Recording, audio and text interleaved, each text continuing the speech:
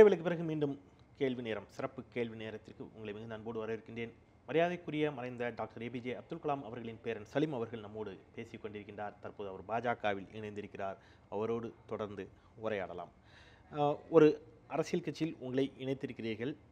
அந்த அரசியல் கட்சியினுடைய கொள்கைகளை நீங்கள் எந்த அளவிற்கு என்னென்ன வடிவங்களில் மக்களிடம் கொண்டு போய் சேர்க்க போகிறீர்கள்? அது மாதிரியான திட்டங்கள் ஏதாவது இருக்குதா? முதலில் அந்த அரசியல் கட்சியினுடைய கொள்கைகளை கொண்டு போய் சேர்க்கக்கூடிய திட்டம் இருக்கிறதா, அல்லது நீங்கள் நம்பக்கூடிய சில கொள்கைகளை செயல்படுத்துவதற்கு அந்த அரசியல் கட்சியின் மூலமாக செயல்படுத்தணும்னு நினைக்கிறீங்களா நீங்கள்? அது ராமநாதபுரம் மாவட்டம் என்பது நான் பிறந்த மாவட்டம், ராமேஸ்வரம் என்பது நான் பிறந்த ஊர். திரு கலாம் அவர்கள், தாத்தா கலாம் அவர்களும் பிறந்த ஊர்.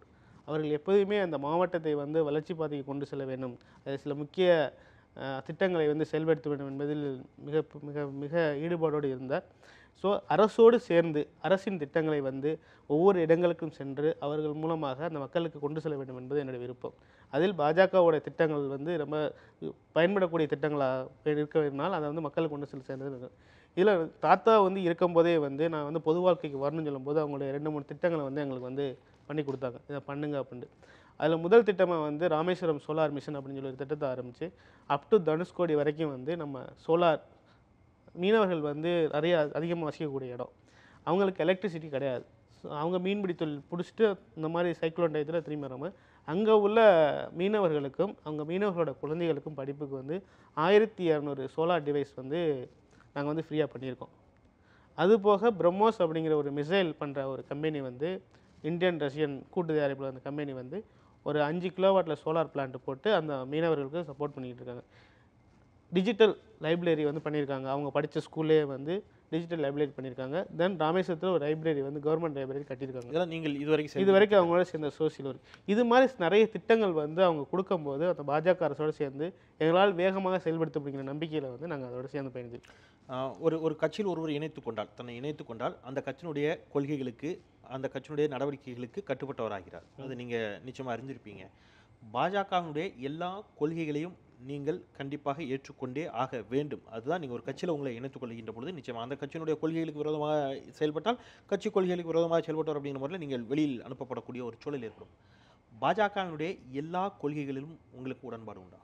நான் இப்பொழுதுதான் ஒரு 2 படி ஏறி வந்திருக்கிறேன். இன்னும் கற்க வேண்டியது நிறைய இருக்கிறதா, இதை பற்றி நான் தெரிந்து கொள்கிறேன். முதல் நிச்சயமாக நான் அடிப்படையில் சில கொள்கைகளை கேட்குறேன். பொது சிவில் சட்டம் அப்படிங்கிறது பாஜகவினுடைய மிக பிரதான கொள்கை. அதை தேர்தல் வாக்குறுதியாக கூட வைத்தார்கள். இஸ்லாமியர்களுக்கான ஷரிய சட்டம் என்பது நீக்கப்பட வேண்டும், எல்லோருக்கும் பொதுவான சிவில் சட்டம் கொண்டு வரப்பட வேண்டும் அப்படிங்கிறதுக்கு பாஜகவினுடைய 2ஆம் கட்ட 3ஆம் கட்ட தலைவர்கள் மேடையில் பேசக்கூடிய பேச்சுக்களுக்கு அதற்கு முன்வைக்கக்கூடிய வாதம் என்பது எத்தனை பேர் வேண்டுமானாலும் இவர்கள் திருமணம் செய்து கொள்கிறார்கள், இவர்கள் குடும்ப கட்டுப்பாடு செய்து கொள்வதில்லை, இந்த மாதிரியான வாதங்கள் எல்லாம் அவர்கள் வைக்கிறார்கள். பொது சிவில் சட்டம் அவசியம் என்ற பாஜகவின் கொள்கையை நீங்கள் ஏற்றுக்கொள்கிறீர்களா? இதை பற்றி இப்போ என்னால் கருத்து சொல்ல முடியாது. சரி, இதை தாண்டி ஆர்எஸ்எஸ் என்பது பாஜகவினுடைய தாய் அமைப்பு என்பதை பாஜக மிக தெளிவாக வெளிப்படையாக ஒத்துக்கொள்கிறது. பிரதமர் உள்ளிட்ட மூத்த அமைச்சர்கள் ஆர்எஸ்எஸ்னுடைய ஆலோசனையில் கலந்து கொண்டு அவர்கள் அரசினுடைய நடவடிக்கைகளை குறித்து அவர்களிடம் பரிமாறிக்கொண்டார்கள். அது அவருடைய உரிமை. ஆர்எஸ்எஸ் பற்றி உங்களுடைய அடிப்படையிலான பார்வை என்ன? அவங்களுடைய இது ஹிந்துத்துவா அப்படிங்கிறது ஹிந்துஸ்தான். அவங்க என்ன செய்கிறாங்கன்னா ஹிந்து அப்படிங்கிறது ஒரு கட்டுப்பாடு, ஒரு அமைப்பு, ஒரு இது. இஸ்லாம்ங்கிறது ஒரு கட்டுப்பாடு, ஒரு அமைப்பு. கிறிஸ்டியானிட்டிங்கிற கட்டுப்பாடு. எல்லாமே அவங்களுடைய வாழ்க்கையை வழிநடத்துவதற்கான ஒரு அமைப்பாக இருக்கிறது. ஸோ இந்த ஹிந்துத்துவாங்கிறது அவங்களுடைய நெறிமுறைகளை வழிமுறைகளை வழிபடுத்துகிற ஒரு அமைப்பாக இருக்கிறது. ஸோ அது நாங்கள் அப்படி தான் பார்க்குறோம். இல்லை, அவர்களை பொறுத்தவரை இந்த தேசத்தில் இஸ்லாமியர்களும் இந்துக்கள் தான், கிறிஸ்தவர்களும் இந்துக்கள் தான், சீக்கியர்களும் இந்துக்கள் தான். பிகாஸ் இது ஹிந்துஸ்தானம் அப்படிங்கிற ஒரு வாதம் வைக்கிறார்கள். அந்த அடிப்படையில் நீங்களும் கூட ஒரு ஹிந்து என்பது ஒரு மதம் அல்ல, அது ஒரு விதமான சனாதன நெறி, அது ஒரு வாழ்க்கை முறை. அதனால இங்கே எல்லோருமே ஹிந்து தான் அப்படிங்கிற ஒரு வாதம் வைக்கிறாங்க. அந்த வாதத்தோடு அந்த கலாம் அவர்கள் எல்லா இடத்துலையும் மாணவர்களை சந்திப்பார்கள், இளைஞர்களை சந்திப்பார்கள். அவர் எல்லாம் இந்த மதங்களையும் தாண்டி இந்த இந்தியா, இந்த ஹோல் நேஷன் அப்படி தான் பார்க்குறாங்க. அவங்க ஹிந்துவாவோ முஸ்லீமாவோ கிறிஸ்டினாவோ பார்க்கறது கிடையாது. இந்த கண்ட்ரியினோட, இந்த நாட்டினுடைய வளர்ச்சிக்கு என்ன நம்மளால் பங்காற்ற முடியும் அப்படின்னு தான் அவங்க பார்த்துறாங்க. அதே பாதையில் நானும் பயணம் செய்யறதுக்கு. கலாமின் பாதை அது, பாஜகவின் பாதை அதுவா? என்னுடைய கொள்கைப்படி நான் வந்து நீங்க இப்ப தனிப்பட்ட நபர் இல்ல. கலாமின் நான் பாதையிலே நான் பயணம் இந்த இந்த நேர்காணல் என்பது ஷேக் சலீம் அவருடைய தனிப்பட்ட நேர்காணலாக இருந்திருந்தால் நான் முழுக்க உங்களுடைய தாத்தாவை பற்றியும் அவருடைய விஞ்ஞான கண்டுபிடிப்பையும் பற்றி நம்ம கேள்வி வச்சிருப்போம். நீங்கள் பாஜகவில் இணைகின்ற பொழுது பாஜகவின் ஒரு அடிப்படை உறுப்பினராக நீங்கள் என்றைக்கு உங்களை மாற்றிக்கொள்கிறீர்களோ அப்பொழுது நீங்கள் பாஜகவினுடைய அனைத்து கொள்கைகளையும் ஏற்றுக்கொண்டவராகிறீர்கள். அந்த தளத்தில் தான் கேள்விகள் முன்வைக்கப்படுகின்றன. பாஜக அந்த கொள்கையோடு தான் பயணிக்கிறது அப்படின்னு நினைக்கிறீங்களா? ஒரே இந்தியா, இந்தியர்கள் அப்படிங்கிறத மதத்திற்கு அப்பாற்பட்டு உங்களுடைய தாத்தா மரியாதைக்குரிய நான் நேசிக்கக்கூடிய அந்த ஒட்டுமொத்த தேசமும் நேசிக்கக்கூடிய அப்துல் கலாமை போன்ற அதே சிந்தனை தான் பாஜகவிற்கு இருக்கிறது என்று நீங்கள் நம்புகிறீர்களா? இந்திய நாட்டில் அனைவரும் அப்படிதான் நினைக்கணும். இந்த India the whole nation. So இந்த இந்திய வளர்ச்சிக்காண்டி மட்டுமே அனைத்து பேரும் போக வேண்டும் என்பதுதான் தாத்தாவுடைய விருப்பம், எங்களுடைய விருப்பம், இப்போ உள்ளதே அவருடைய பிரதமர் மோடி அவர்களுடைய விருப்பமே. அதுதான் நீங்கள் பிரதமர் மோடி அவருடைய விருப்பம் அப்படின்னு சொல்லுகின்ற பொழுதுதான் மீண்டும் மீண்டும் அந்த கேள்வி பல கேள்விகள் எழுகின்றன. மிக உதாரணமாக பாஜகவிற்கு வாக்களிக்காதவர்கள் முறை தவறி பிறந்தவர்கள் அப்படிங்கிற ஒரு கருத்தை ஒரு மூத்த முன்னணி பிரமுகர் ஒருவர் வைக்கிறார் பாஜகவில். அவர் ஒரு நாடாளுமன்ற உறுப்பினரும் கூட.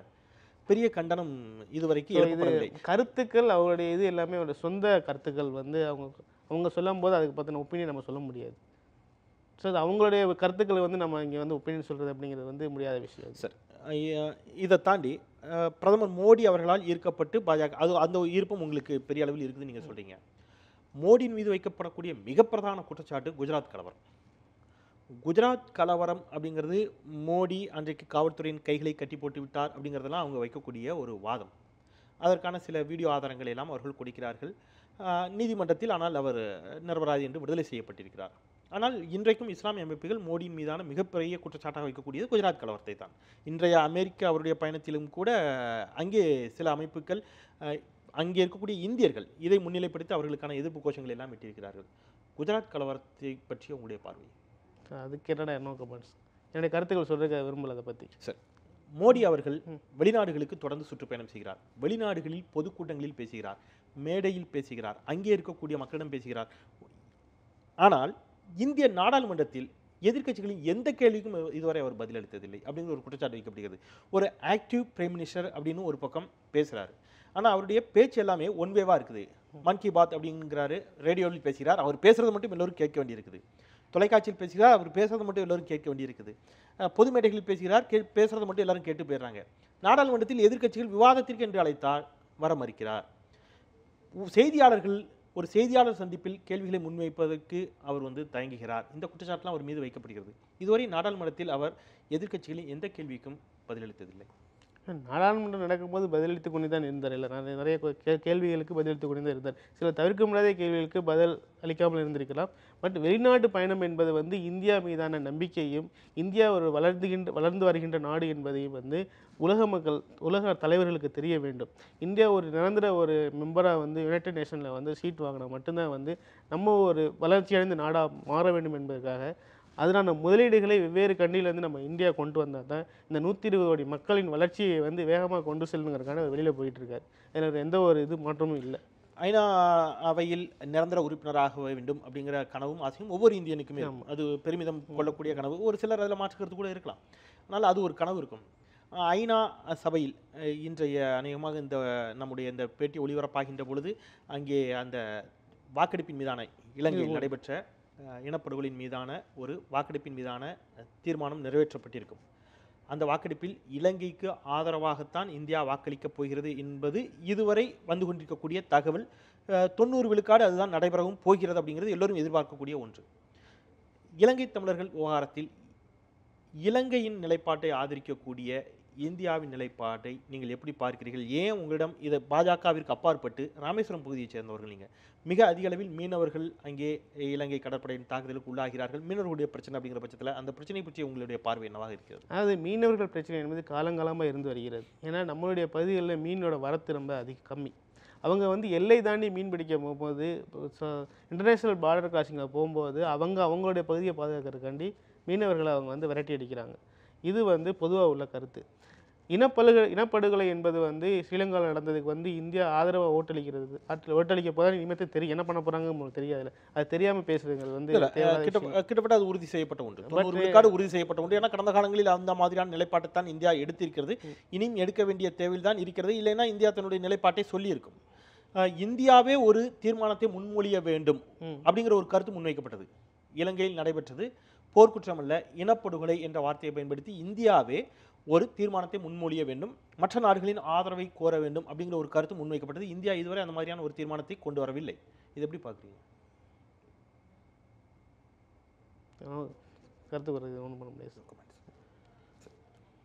2020 அப்படிங்கிறது உங்கள் தாத்தாவினுடைய மிகப்பெரிய கனவு. அந்த 2020 கனவை நனவாக்குவதில் விவசாயிகளினுடைய பங்களிப்பு என்னவாக இருக்கப் போகிறது? நிலம் சீர்திருத்த மசோதா அப்படிங்கிற ஒன்று விவசாயிகளுக்கு எதிரானது அப்படின்னு மிக கடுமையாக எதிர்க்கட்சிகள் அவர்கள் எதிர்ப்பை தெரிவித்து நாடாளுமன்ற மாநிலங்களவையில் அது இன்றைக்கு தோற்றும் போயிருக்கிறது. இந்த பார்வையோடு விவசாயிகளை உள்ளடக்கிய 2020ஆக அது இருக்குமா? இன்க்ளூசிவ் அவர்களையும் உள்ளடக்கிய ஒரு வளர்ச்சியாக அது அமையும் என்ற நம்பிக்கை உங்களுக்கு இருக்கிறதா? கண்டிப்பாக. ஏன்னா நதிநீர் இணைப்பு மூலமாக விவசாயிகள் வந்து பெருமளவில் அவங்களுக்கு வந்து ஒரு பங்கு கிடைக்கும் அப்படிங்கிறது வந்து எங்களோட நம்பிக்கை. நில மசோதா சீர்திருத்தம் என்பது வந்து ஒரு பகுதியில் இருந்தால் தான், கனெக்டிவிட்டி இருந்தால் தான் வந்து சில விஷயங்களை வந்து நம்ம சீக்கிரமாக செய்ய முடியும். ஒரு வளர்ச்சியடைந்த வேகத்தில் செல்லணும்னா சில விஷயங்களை வந்து நம்ம மக்களோட ஒத்துழைப்போடு செய்யணும்னா சில மசோதாக்கள் வந்து நிறைவேற்றுவது என்பது அவசியம். ஸோ அந்த விவசாயிகள் அவங்களுடைய வளர்ச்சி அவங்களுடைய இது அப்படிங்கிறது வந்து நம்ம வந்து காலப்போக்கில் இந்த நதிநீர் இணைப்பு மூலமாகவும் மழைநீர் சேகரிப்பு மூலமாகவும் அவர்களுக்கு வந்து நம்ம உதவிகளை செய்ய வேண்டும். வர இருக்கக்கூடிய சட்டப்பேரவை தேர்தலில், தமிழக சட்டப்பேரவை தேர்தலில் பாஜகவிற்காக நீங்கள் நேரடியாக களமிறங்கி பிரச்சாரம் செய்யக்கூடிய திட்டம் எதுவும் இருக்கிறதா? இது தலைமையினோட முடிவு. அது தலைமை என்ன கேட்கிறதோ அதுபடி நாங்கள் செயல்படுவோம். ஒரு முழு அரசியல்வாதியாக மாறிட்டீங்க ஒரே நாளில்.